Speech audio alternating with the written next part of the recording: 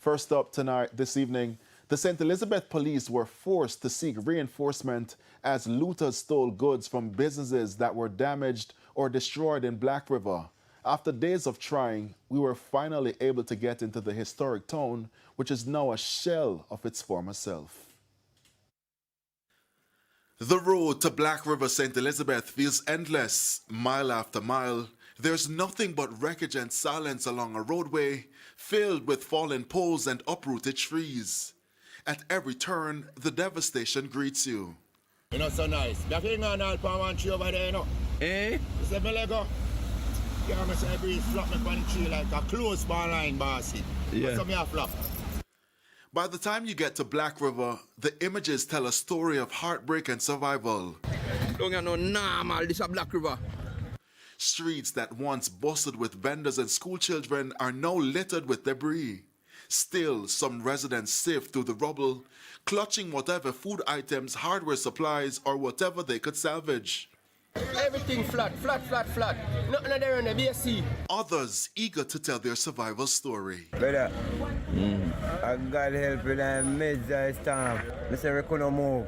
I saw a food on our head and I take salt water and dirty water. I drink till I have to tap off my breath one at a time, boy. Can't take no more. Till when you can see one little piece of the bridge. I will come out. Back to back, I have to have a lean for my back and go back where I'm going to see again. So you to swim because every mama came on a bridge country. On Friday, desperation quickly turned to chaos as looters descended on damaged shops. The situation was so intense, the police fired warning shots into the air to scatter the crowds. A chilling reminder that order is on the edge. But people are coming in, some are just out of curiosity, others coming in just to see what they can hunt, and we're trying to discourage that. So if you don't have to come into Black River, please don't.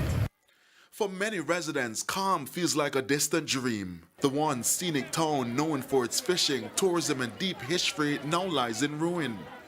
Buildings crumbled while debris piled atop each other in the harbor as tension fills the air.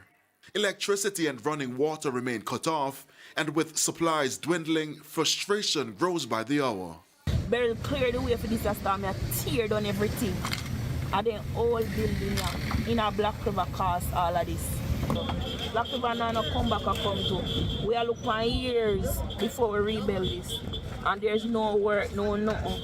Everybody has fence their own. Nothing there now. We're starving at this, brother. Amid the heartbreak, there are glimmers of hope. Relief aids have been coming in droves, so too resources like helicopters to assist with the recovery efforts. We're going to have those helicopters flying day and night, dropping in food to centers down there to feed the people and clothe them, give them medication, leave them with water. All that goes with it.